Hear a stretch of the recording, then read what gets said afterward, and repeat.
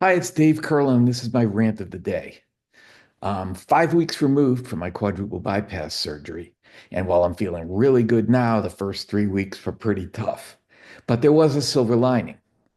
So this was the first spring that my son wasn't playing college baseball. So if this had happened any one of the previous 4 years, I would have missed all of the spring season. But I didn't miss any baseball. Not only did I not miss any because I was pretty much stuck laying on the sofa for 4 weeks, I got to watch most of the spring training games on TV. So that was a plus. And that got me thinking about silver linings in sales. So let's think about lost deals. Is there a silver lining to lost deals?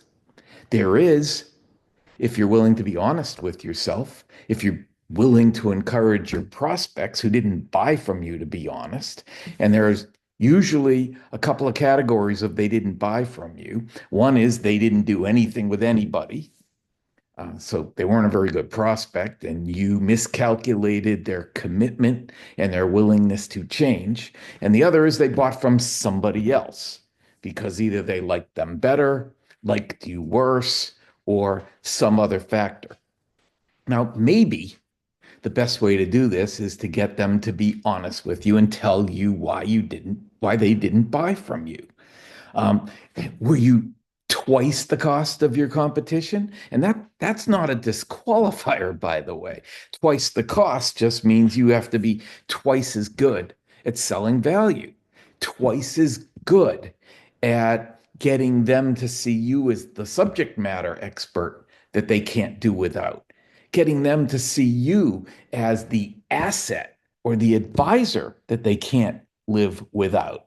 And if you suck at doing that, then you can't even sell for 10% more.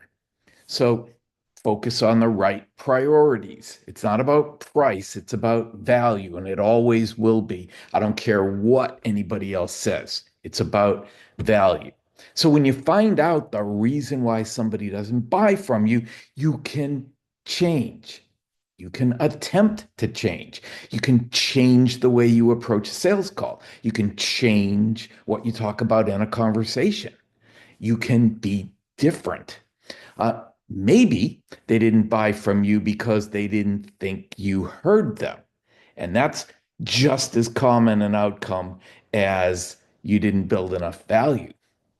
And why would they think you didn't hear them or listen to them? It's because you didn't ask enough questions and you jumped way too early into telling them what you could do without ever bothering to dig in and find out why they wanted to do something in the first place and uncover their compelling reasons for doing it and uncover any urgency that there might be to do that.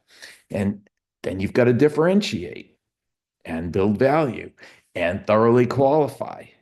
So a lot of lost deals are because salespeople didn't thoroughly qualify and they spent weeks and months chasing stuff they were never going to win.